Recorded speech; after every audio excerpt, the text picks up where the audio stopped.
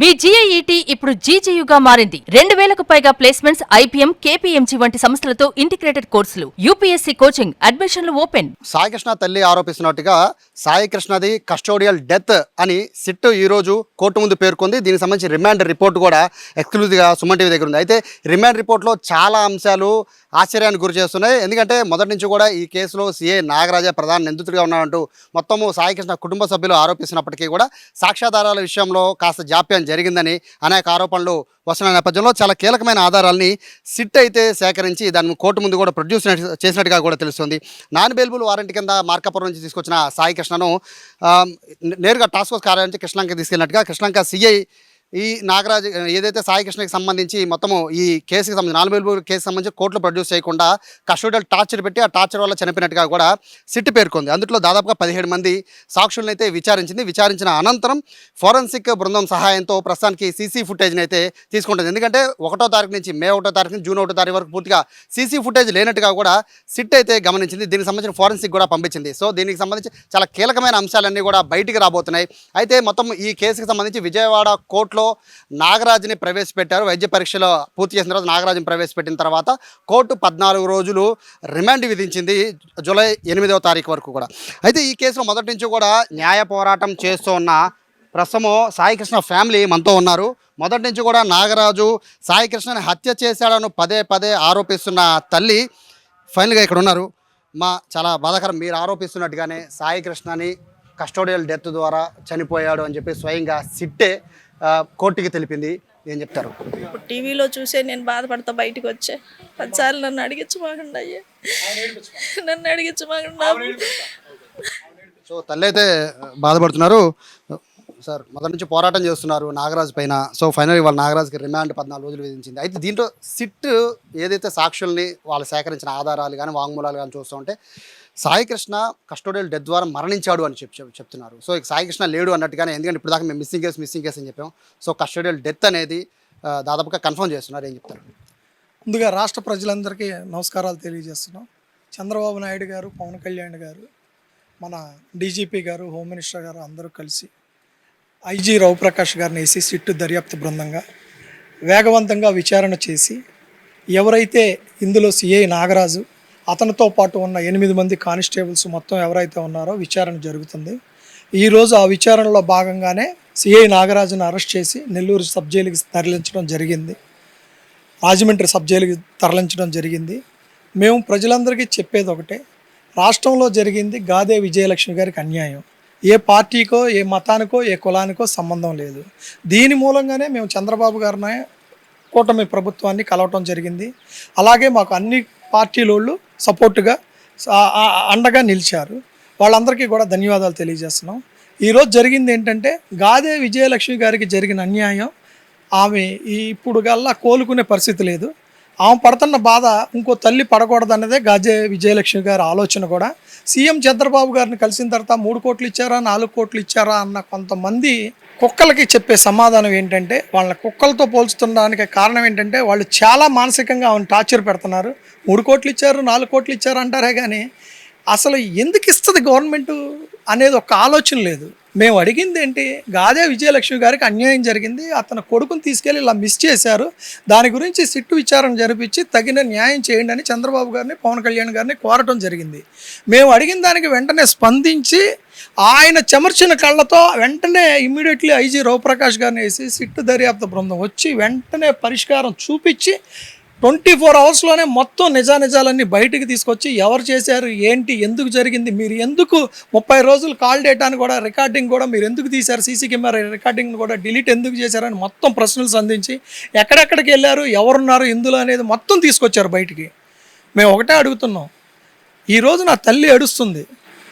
పోలీసుల్లో కొంతమంది పోలీసులను అడుగుతున్నాం, మేమేం అడుగుతున్నాం అంటే, అయ్యా నా కొడుకు రోజు ఇక్కడే ఉంటున్నాడు కదయ్యా, మీ కళ్ళ ముందే ఉన్నాడు కదయ్యా, అయ్యా ఒక్కసారి నా కొడుకుతో మాట్లాడించండి అయ్యా అని ఆ తల్లి పడిన బాధ ఉంది కదా. 15 రోజులు స్టేషన్ చుట్టూ తిరిగింది కదా పిచ్చి కుక్కలాగా. మీరు చెప్పిన సమాధానం ఏంటి? ఆ కొడుకు కూడా చనిపోతాం మిమ్మల్ని అడిగాడు కదా, అన్న ఒక్కసారి మా అమ్మను మాట్లాడించండి అన్న అన్నాడు కదా. మీ మనసు కరగలేదా?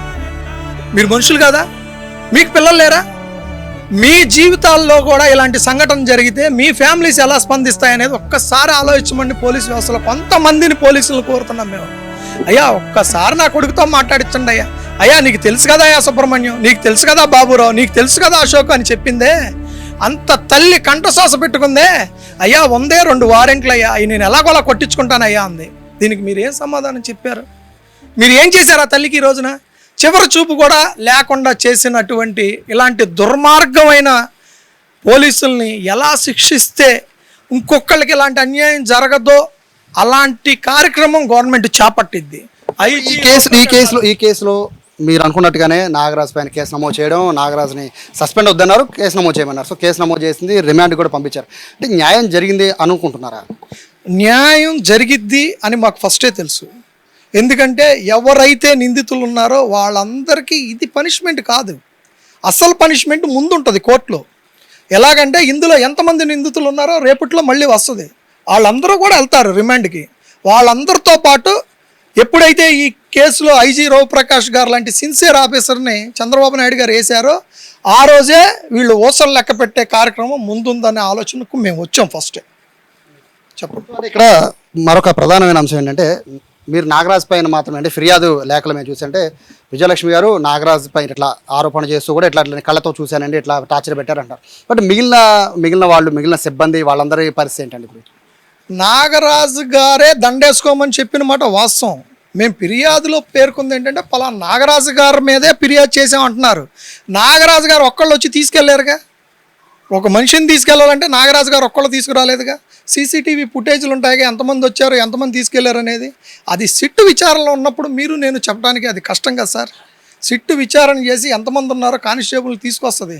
గవర్నమెంట్ మీద ఏదో ఒక మరక రాయడానికి నాగరాజు ఒక్కడే నిందితుడు అంటారు, కానీ మేము పెట్టింది 8 మంది మీద పెట్టాం. ఆ 8 మంది కూడా సబ్ జైలుకి వెళ్తారు, అందులో నో డౌట్. ఇప్పుడు మీరు అంటే ఇప్పుడు ఏదైతే సాయికృష్ణ మొదటి నుంచి మిస్సింగ్ కేసు అనుకుంటున్నామో, ఇప్పుడు మిస్సింగ్ కేసు నుంచి ఇప్పుడు అది దాదాపుగా కస్టోడియల్ డెత్ వరకు వెళ్ళిపోయింది. సిట్టే స్వయంగా దాన్ని పేర్కొంది. సో ఇప్పుడు సాయికృష్ణ లేడు అనేది కన్ఫర్మేషన్ దాదాపు వచ్చేసింది సార్. సో ఇప్పుడు ఏమడుగుతారంటే మృతదేహం అడగడమా, లేకపోతే మొదటి నుంచి తల్లి బూడిదన్నా ఇవ్వండియా, మేము కనీసం గంగానదిలో కలుపుకుంటామని పదే చెప్పింది సుమన్ టీవీతో కూడా. సో ఇప్పుడు ఏం అడగబోతున్నారు? ఎందుకంటే హేబియస్ కార్పస్ కూడా వేశారు కాబట్టి సిట్ చెప్పిన దాన్ని బట్టి దాదాపుగా హేబియస్ కార్పస్కి తీసుకురాలేని పరిస్థితి కూడా ఉంటుంది కదా. రేపు ఏం జరగబోతున్నారు?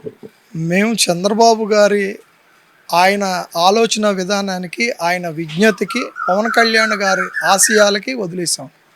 ఇప్పుడు వాళ్ళు బాడీని తీసుకొచ్చేస్తారా లేదంటే ఏం చేస్తారు, ఆ తల్లికి ఏ విధంగా న్యాయం చేస్తారా అనేది సిట్టు విచారణలో ఉంది. పెద్ద మన ముఖ్యమంత్రి గారు కానీ ఉప ముఖ్యమంత్రి గారు కానీ ఈ విషయంలో జోక్యం చేసుకొని కేసుని ఎక్కడ రాజీ పడకుండా, ఇది గవర్నమెంట్కి మచ్చొస్తుందని కూడా ఆలోచించకుండా వాళ్ళు పరిష్కారం చేస్తున్నప్పుడు తల్లికి ఏం చేస్తారు, ఎక్కడ న్యాయం జరిగిద్దని అడగటం కూడా భావ్యం కాదు. అందులో ఆ తల్లిని ఎలా వాదార్చాలి, ఆ తర్వాత ఆ తల్లికి ఏం చేయాలనేది అది గవర్నమెంట్ చేతుల్లో ఉంటుంది. దాన్ని మనం అడగ మీ పైన ఓపెన్గా అడుగుతున్నాను సార్. అంటే మీ పైన వచ్చిన ఆరోపణ మొదట్లో మీరు చెప్పారు, అంటే మీరు ఎప్పుడైతే వెళ్ళి సీఎంని కలిశారో ఆ తర్వాత నుంచి ఒక సపరేట్ ప్రాపగండా స్టార్ట్ అయిపోయింది మీ మీద. సో ఈ కేసు అనేది పూర్తిగా నాగరాజ్ అంటే ఈ నాగరాజ్ సంబంధించిన కాకపోయినా సాయికృష్ణ తరఫు నుంచి బంధువులు వీళ్ళంతా కూడా దీనికి రాజీకి ప్రయత్నించారు, డబ్బులు ముట్టాయి అని రకరకాల సోషల్ మీడియాలో కథనాలు బాగా తిరుగుతున్నాయి.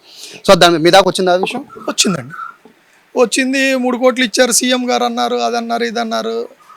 మా స్థాయికి 3 కోట్లు 4 కోట్లు మేము ఏం చేసుకుంటాం? ఆ తల్లికి ఒక 60 గజాలు 50 గజాలు ఇల్లు ఉంది, ఒక్కడే కొడుకు. నా కొడుకుని చూపించండి అయ్యా అంటే చూపించలేదు. ఆ డబ్బులు తీసుకొని ఆమె ఏం చేసుకుంటుంది? కొడుకే లేనప్పుడు తల్లి డబ్బులు ఏం చేసుకుంటుంది? తల్లి బాధకి డబ్బుకి ముడిపెడితే ఇది రాజకీయాల్లో ఇంతకన్నా నీచమైన పని ఇంకోటి ఉండదు. డబ్బుకి రాజకీయాలకి చాలా చండాలం ఇది. తల్లి బాధను అర్థం చేసుకోమని మేము చెప్తుంటే వాళ్ళు 3 కోట్లు ఇచ్చారు, 4 కోట్లు ఇచ్చారు, లేదు పలానోళ్ళు రాజీ చేశారు. ఎందుకు రాజీ చేస్తారు? రాజీ పడితే నాగరాజు ఎందుకు వెళ్తాడు సబ్ జైలుకి? నాగరాజు ఎందుకు వెళ్తాడు? ఎన్ని నాగిని డ్యాన్సులు చేసినా నాగరాజు లాస్ట్కి బుట్టలోకి వెళ్ళాక తప్పలా, అది మాత్రం నిజం.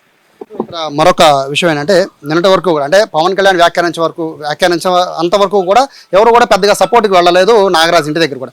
బట్ సిఐ నాగరాజ్ పవన్ కళ్యాణ్ వ్యాఖ్యలు చేసిన తర్వాత రోజు నుంచి క్యూ కట్టేశారు చాలామంది కూడా నాగరాజ్కి సపోర్ట్. సో దీన్ని ఎలా చూస్తారు? నాగరాజు ఇప్పుడు సాధారణ మనిషి. నాగరాజు సిఐ కాదు, నేరస్తుడు. నేరస్తులు చాలామంది వెళ్ళి సపోర్ట్ చేస్తారు, వాళ్ళు కూడా నేరస్తులే. తల్లి బాధను అర్థం చేసుకోలేని వాళ్ళు అటుంటారు, తల్లి బాధను అర్థం చేసుకున్న సీఎం చంద్రబాబు గారు, పవన్ కళ్యాణ్ గారు, మాకు సంబంధించిన చాలామంది అన్ని కులాల సంఘాల నాయకులు ఇట్టున్నారు. ఎవరు ఎట్టుంటారో వాళ్ళు ఏం చేస్తారో మాఫియా తరపున అది వాళ్ళ చేతుల్లో ఉంటుంది. అంతేగాని అతని తరపున వెళ్ళి ధర్నా చేసినా రాస్తారోకో చూసినా అది మాకేం సంబంధం? శ్రీలంక ప్రజలందరూ ఇప్పుడు నాగరాజు లాంటి సీఐనే కోరుకుంటున్నారు. నాగరాజు వేసుకుంటే మళ్ళీ బ్లేడ్ బ్యాచ్, గంజా బ్యాచ్ మళ్ళీ పెరిగిపోతుంది. ఉదాహరణ 2 ఘటనలు జరిగాయని కూడా నేను చాలామంది కూడా మాట్లాడారు. అది కూడా ర్యాలీలో పాల్గొన్న అనేక మంది మాట్లాడారు. అంటే నాకు తెలియగడుగుతాను, పోలీసు వ్యవస్థలో నాగరాజు గారికి మరి అలాంటప్పుడు డీజీపీ పోస్ట్ ఇస్తే ఇంకా బాగుంటుందేమో అనుకుంటున్నాగా మేము. ఒక సీఐకే ఇంత నెట్వర్క్ ఉందంటే ఆయనకి డీజీపీ స్థాయి పోస్ట్ ఇస్తే ఇంకా రాష్ట్రాన్ని మొత్తం బాగా అసలు చాలా కంట్రోల్లో పెడతారు. దాంతోపాటు హోమ్ మినిస్టర్ కూడా ఆయనకే ఇస్తే బాగుంటుంది కదా సార్. ఏంటి సార్ ఏం మాట్లాడుతున్నారు? ప్రజలంటూ బయటకు వస్తే ఎలా ఉంటుంది అనేది అది వేరే రకంగా ఉంటుంది. ప్రజలు వేరు, వెనకాల పేమెంట్ బ్యాచీలు వేరు. బ్యాచీలకి సమాధానం చెప్పాల్సినంత అవసరం మాకు లేదు. ఫైనల్గా చెప్పండి, ఈ కేసులో అంటే ఇప్పుడు దాకా జరిగిన మొత్తం ఎంటైర్ ఇష్యూలో డే 1 నుంచి మీరు ఫాలో అవుతూ వచ్చారు, రకరకాలుగా ఆందోళన చేస్తూ వచ్చారు, మీడియాకి ఎక్కారు, అంతా అయిపోయింది. ఫైనల్గా మీరు అనుకున్నది దాదాపుగా నాగరాజు అని ఇప్పుడు జైలుకి వెళ్ళిన పరిస్థితి. సో ఇక్కడతో ఆగుతుందా, ఇంకా కొనసాగుతుందా మీ ఉద్యమం? మా ఉద్యమం చేసే అంత కెపాసిటీ మాకు లేదు సార్. మేము మిడిల్ క్లాస్ అని ఫస్ట్ నుంచి చెప్తున్నాం. మాకు ఎవరైతే అన్యాయం చేసి నాగరాజు నీ కొడుకుకి దండేసుకో, దండ రెడీ చేసుకో అన్నాడో, ఎప్పుడైతే అశోక్ అనే కానిస్టేబుల్, బాబురావు, సుబ్రహ్మణ్యం, ఇంకా 8 మంది కానిస్టేబుల్స్ ఎప్పుడైతే దారుణంగా తల్లిని అనరాని మాటలతో దూషించారో వాళ్ళ మీద మాత్రమే మాకున్న ఇది. కానీ మాకు ఏ పోలీసు వ్యతిరేకం కాదు. వాళ్ళకి ఫ్యామిలీలు ఉంటాయి సార్. పోలీసు మా బ్రదర్ సార్. పోలీసులు మన బ్రదర్ సార్. వాళ్ళు లేకపోతే సమాజంలో ఎవరు మాటినరు. ఏంటి సార్ వాళ్ళు చెప్పేది ఏంటి సార్? మాకు తెలియదేంటి పోలీసు వ్యవస్థ గురించి? మేము మొత్తం పోలీసు వ్యవస్థను ప్రశ్నించలేదు కదా. నాగరాజు అండుకో, దాన్ని బట్టే మేము మాట్లాడాం. సో ఇది చాలా క్లారిటీగా చెప్పేస్తున్నారు సాయికృష్ణ ఫ్యామిలీ. మొత్తం ఈ నాగరాజు మొత్తం ఎంటైర్ ఎపిసోడ్లో నాగరాజు జైలుకి వెళ్ళడం వరకు ఓకే, కానీ ఇక్కడ ఆగే ప్రసక్తి లేదు. ఎవరైతే ఈ కేసులో ప్రధానంగా తల్లిని విమర్శిస్తూ, తల్లిని దూషిస్తూ, బాడీని కూడా కనీసం నాగరాజు సాయికృష్ణని చూపించకుండా, కనీసం సాయికృష్ణకి సంబంధించి ఇన్ఫర్మేషన్ కూడా ఇవ్వకుండా దూషించారో వాళ్ళని కూడా వదిలిపెట్టే ప్రసక్తే లేదు అని చెప్తున్నారు. ప్రస్తుతానికి రాజమండ్రి సెంట్రల్ జైలుకి అయితే నాగరాజుని తరలించారు. 14 రోజుల పాటు నాగరాజుకి రిమాండ్ విధించిన పరిస్థితి అయితే కనబడుతుంది. దీంతోపాటు మరొక అప్డేట్ ఏంటంటే, ఎవరైతే నాగరాజుతో పాటు నిన్న ర్యాలీగా వచ్చారో ఆ ర్యాలీగా వచ్చిన వాళ్ళందరిపైన కూడా ప్రత్యేకంగా దృష్టి పెట్టినట్టుగా కూడా తెలుస్తున్న నేపథ్యంలో మొత్తం ఈ కేసు ఎటు టర్న్ తీసుకుంటుందో అనేది చూడాలి. 29వ తారీఖు మాత్రం హేబియస్ కార్పస్ పిటిషన్ ఉంది. ఆ రోజు కూడా చాలా ఇంపార్టెంట్గా ఈ కేసు మారే అవకాశం ఉంది. కెమెరా పర్సన్ వెన్నతో సాయి, సుమన్ టీవీ, విజయవాడ నుంచి.